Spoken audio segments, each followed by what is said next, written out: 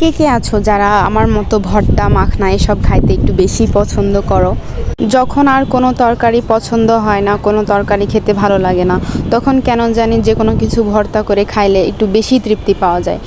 তো ভাবলাম যে কিছু একটা বানানো যাক। তো আমি আর আমার রুমমেট মিলে ভাবলাম যে আজকে পেঁয়াজের ভর্তা বানাবো। তো এই রেসিপিটা একটু ইউনিক টাইপসের, কারণ অনেক ভিডিওতে দেখা যায় বা অনেকেই করে যে পেঁয়াজ কুচি কুচি করে নিয়ে রেসিপি করে, কিন্তু এখানে সম্পূর্ণ আলাদা। যে পেঁয়াজগুলো খোসা সহ আমরা আগুনে একটু ভেজে নিব, দেন এটা একদম সিদ্ধ সিদ্ধ ভাব হয়ে যাবে। এখানে পেঁয়াজের যে একটা গন্ধ থাকে, এইটা করলে পেঁয়াজের কোনো গন্ধই থাকে না।